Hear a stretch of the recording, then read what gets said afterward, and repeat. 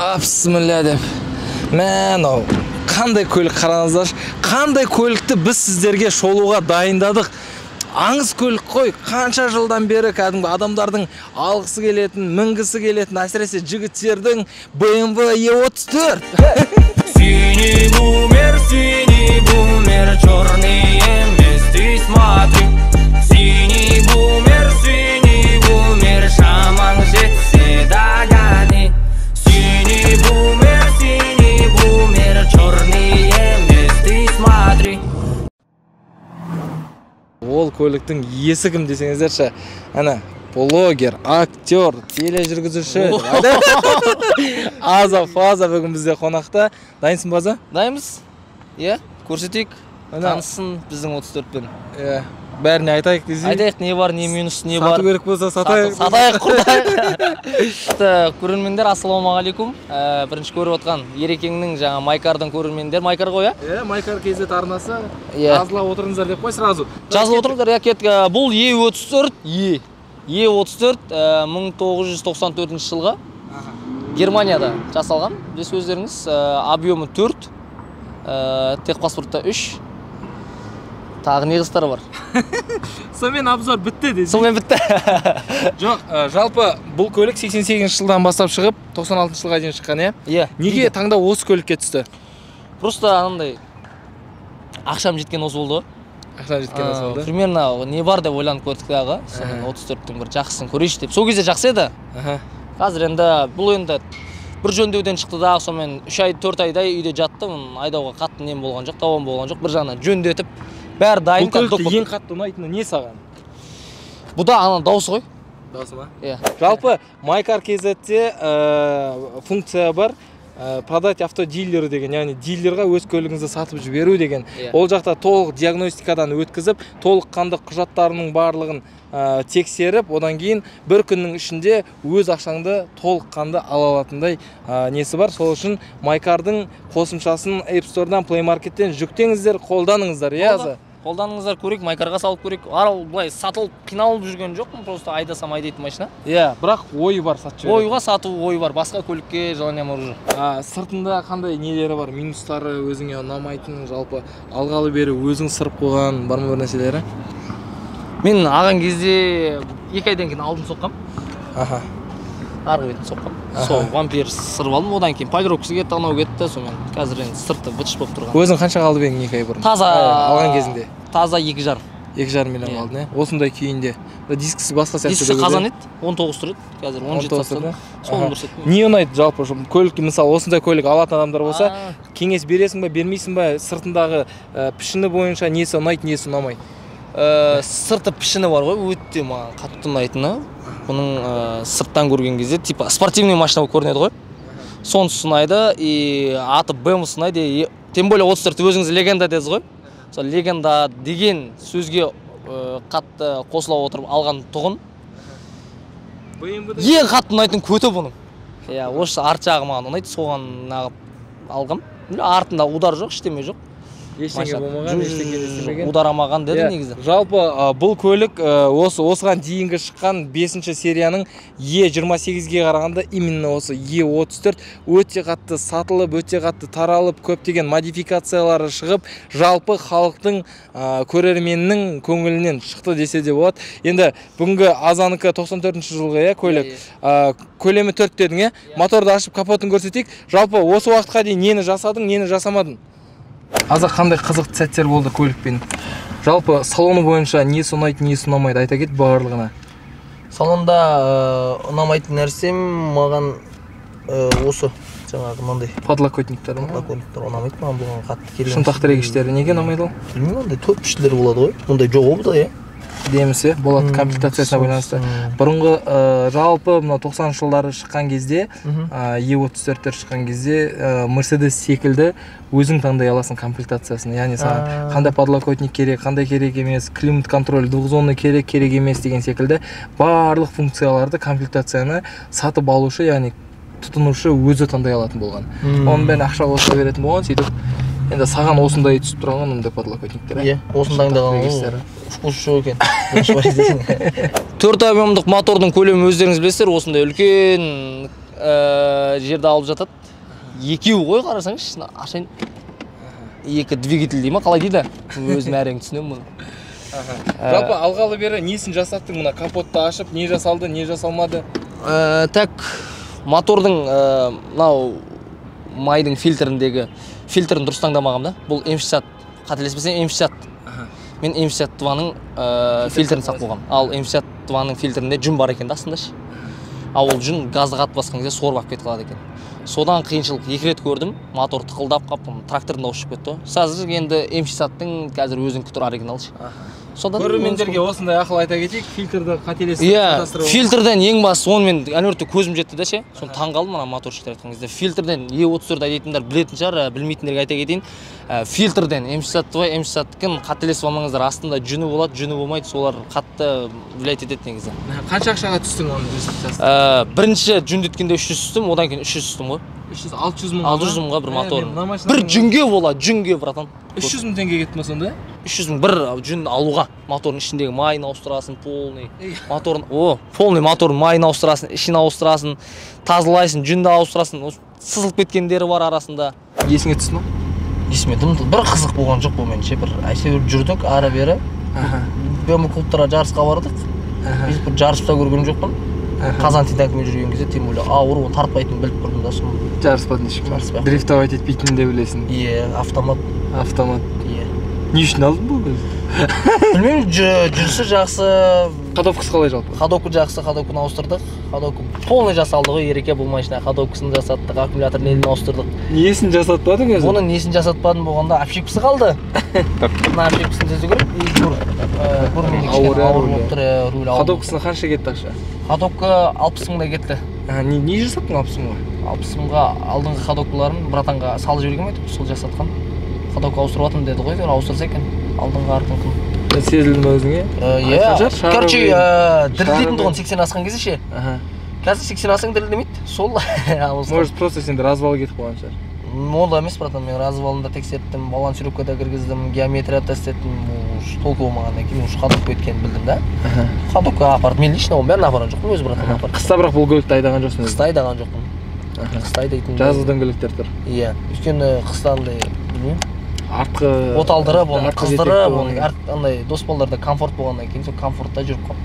Үйреніп қалдың ба? Бірақ BMW дейтін адамдар негізі өз машиналарының патриоты болушы еді. Жоқ, мен айдаймын, мен деген қыста вот нағыз дрифтовать етемін, артқы жетекті соны пайдаланамын. Мен BMW фанат емес екенмін. Мен BMW менікі емес екен. Ол BMW дейтін адамда өтірік айтпасам көбірек қаржы керек, салу керек. BMW дейтіндер. Нағыз BMW дейтін жігіттерді білесіздер ғой өздеріңіз.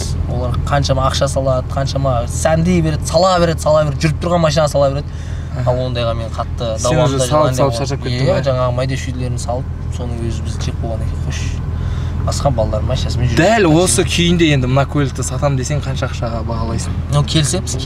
Білмеймін, моторщик сондай шығарды. Басқа коробкасы ауысты машинаның. Коробкасын ауыстырдың, иә? 5H18 привозной салдым.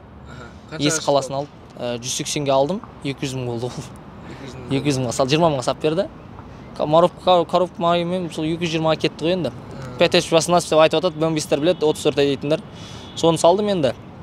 Автомат коробка, механика емес. Бірге бір өз-өзіне салып тастадың да? Иә, салдым, братан. Миллионнан көп кетті. Сол үшін ғой бұны айдағым келмейді. Айдаған сайын сала бересің, ал салмасаң жүрмейді. Бұл көліктің үйсіп тұрғанына 6 ай болды дейді, аз айтады, иә? Примерно, иә. Енді қазір сатқалы жатырсың жалпы? Сатсам екем. Сатсам екен деп жатсың ба? Ешқандай колесаға, ешқандай неге дүниеге салған жоқпын. Тек майкарға саламыз. Майкарға саламыз. Коробка теппейді. Коробка теппейді. Отыратыны бар. Любой автоматтарда, BMW-да оны құртам деп ойлаған ғой мен. Сөйтсем ол құртылмайды екен. Отыратын деген қалайсың да? Дыға сасаң отырады, әрге сасаң көтеріледі, көте дей беретін дос қой. Не істейін ереке, қайда жүрейін? Жүре бер, көрейік.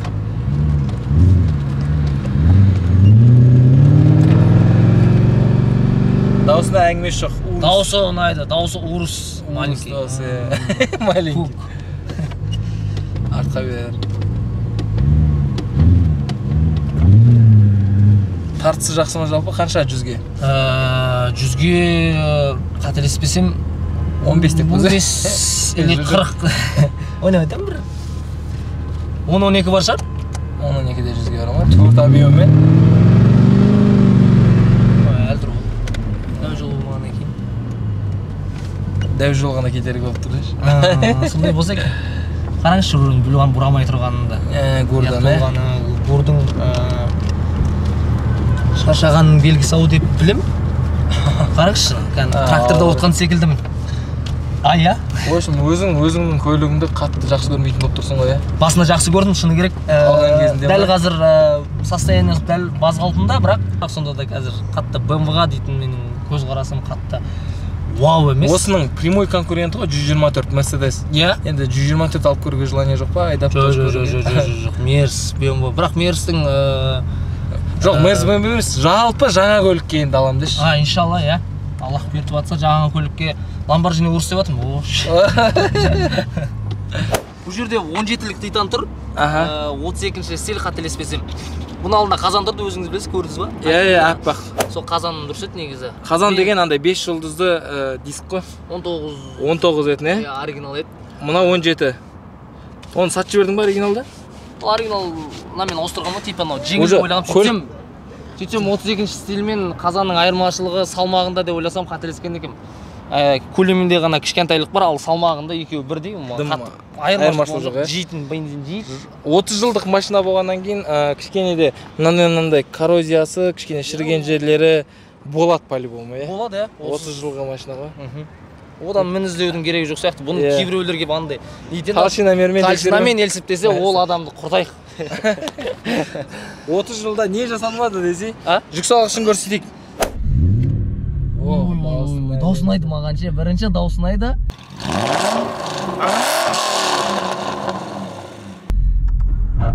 Люктің ашылғанын айды. Люк бар, Люк ашылады.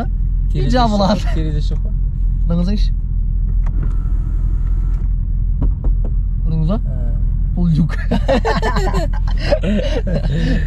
Тағы да не сынайды десін, мына кейбіреулерінде мысалы комплектациясына байланысты мына жағында үлкен не тұрады анау. Не деді? Телефон тұрады, телефон сауала салады ғой, не істейді, кіммен сөйлесіп отырады. Бұл көлікті алатын адамға айтарым, жалпы E34 алатын адамға айтарым, ең бірінші моторы мен коробкасына қараса болғаны. Қалған бәрін өзіңіз сала бересіз. Атак машинада бір қатты зиян жоқ. Қанша жыл болды ке, биыл бұған? 94-тер қаншада қазір? 28 жыл өмір сүріп кеткен машина. Мін тағудың керегі жоқ секілді. Бұл уже андай жайлап ретролардың үстіне кіріп баратыр. Сіздің легендаңызбен бірге ертең бәрі жақсы араласатын болады. Өйткені бұл енді ескі машинаға ешқандай өкпе жоқ. Әлі күнге дейін жүріп беріп жатқанына шүкір. Қазіргі шығып жатқан новый машиналар осы көліктердің өзін кайф қылып істеп алып айдайтындар бар, қанша мықты кісілер көрдім. Мысалы сен мына бағасы қанша дедin?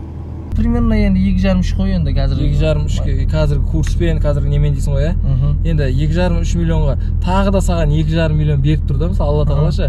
Мына машина жоқ болды дейсің де, алатын мен осы машинаны қазір, дәл қазір. Жоқ, мына ұрынбай тұрып, бұл машинаны алмай тұрып, мен тағы осыны алады жоқ, ондай ойым. Ондай түсіме де кірмес. Өйткені бұл машина айтып тұрмын ғой, 6 ай айдамай басқа машиналар алады. Бұл навестің астында тұрды, от алдырып қоямын, андасында аккумулятор қалмасын, мотор қызып тұрсын, майын бір айналдырып қоямын. Болды, атак машинада дызың, бәрі жақсы. Просто білмеймін. Ерекемен де мен BMW-ның адам емес екенмін, ал BMW менікі емес, бір-біріміз емес. Түсіндің ба? Бірақ төбелесіп кетсен деші мен жерде. Сигнал істей ма?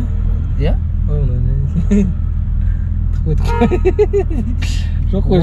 Бірақ енді шын айтасыз, 30 жыл өмір сүріп кеткен машинаға не өкпе тағамыз? Немен айтасың? Қазіргі новый машиналар 30 жыл өмір сүруі. Екі талай? Өмір сүре ме, сүрмей ма? Негізі қараңыздар, комплектациясына байланысты деп жатыр қымынау. Бірақтан BMW ол жылдары, 88 жылы, 90 жылдары, 94 жылдары жалпы сападан аямаған. Сапасын, мысалы, комплектациясы төмен ненің өзінде, комплектациясы төмен болғанның өзінде, сапасы, детальдардың өте жақсы болған. түсінікті ғой, өте жас. Қазіргі мысалы комплектациясы төмен болса, сапасы да төмен қылып, мынандай ортасында консольдардың барлығын пластмасс қылып жасайтын болған ғой, андай бір жаман нелерден. Ал бұл жақта тек қана сен мысалы климатты, нені, люкті таңдай жоқ болған күннің өзінде, бірақ салонында бар детальдар жақсы сапада жасалған.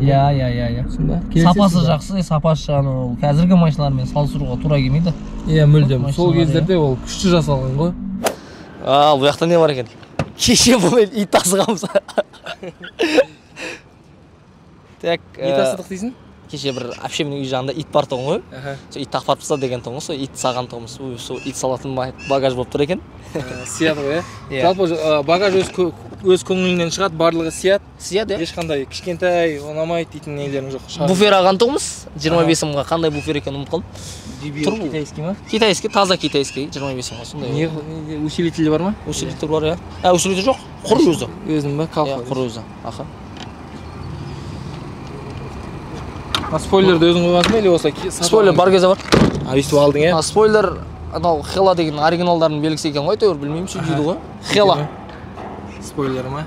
Мысалы, осы көліктің өзінде толыққанды электронды терезе көтергіштер, дұрыс па? Толыққанды, мысалы, алдыңғы екі орындықта орындық жылытқыштары бар. Иә. Жақсы ғой, қазіргі мысалы жаңа көліктердің өзінде комплектациясы төмендерді кездестіре бермейсің. Иә, подогрев па? Бұларда комплектациясы жоғары төмен деген болмаған, комплектациясы өзінің қожайынына иемделген ба, қалай? Бейімделгендері болған, өзіне қалай ыңғайлы соны алған. Мысалы біреу менің 8 көзім жылы отырсын десе, 8 көзі жылы болып отырып, үстінде люк болмауы мүмкін. Иә. Түсін ба? Вот, сол себепті сіздерге біз алма деп нақты ештеңкеге итермелемейміз. Ол таңдау әрқашанда өздеріңізде ғой. Бірақ та міне алып, айдап көрген азаматтың сіздерге деген өзінің несі ғой. Мұны таза любитель айдамаса, жақсы көретін адам айдамаса, мұны отты сүйетін адам айдамаса, мен айдайым, мен салам қыз сияқты қарайым десе, онда, пожалуйста, алсын. Ал егер мен ертең бұны анадан қарыз алып, мынадан қарыз алып жөндеймін дейтін жігіттер болса, бұны совет етпеймін. Соңғы ақшаларыңызға егер мысалы сіздерде қалталарыңызда соңғы сол тиындар болып, соған көлік алам десеңіздер, бұл көлікті азаматтың өзі, міне қожайынның өзі кеңес бермейді алуға. Дұрыс қой, ертең оны құрдан құр ақша таппай, ол істелмей тұратын болса. Негізі бірақтан неше түрлі адамдар бар ғой, ол тағы да қожайынына байланысты, андай ля-ля қылып, кайф қылып айдап жүргендері де бар. Все, ендеше сіздерге шығарылым ұнап жатса, арнаға жазылып, міндетті түрде лайк басып, коммент қалдыруды ұмытпаңыздар. Азаға сіздердің де өздеріңіздің сұрақтарыңыз бар шығар, комментке жазыңыздар. Аза комменттен қарап жауап бересің, иә? Жақсы коммент қалдырыңыздар. E34 айдайтын жігіттер, сіздерге респект. Дұрыстап машиналарыңызға қарайық. Ал мен ешқандай жамандық көрген жоқпын, жамандамай ақ та қояйын, бірақ минустары бар, плюстары да бар. Біз сіздермен қоштаспаймыз, тек келесі көріскенше деп айтамыз. Майкар арнасы сіздермен бірге жазылып, коммент қалдыруды ұмытпаңыздар. Рахмет. Жүздескенше достар, келесі. Бар екен сен Subaru, бар екен Subaru. Гаишниктер тап келеміз жүрген. Ерекеңмен бірге болыңыздар, Майкармен бірге болыңыздар, коммент, тіркелуді ұмытпаңыздар. Машина қызығатын жандар, сіз бізбен бірге болыңыздар.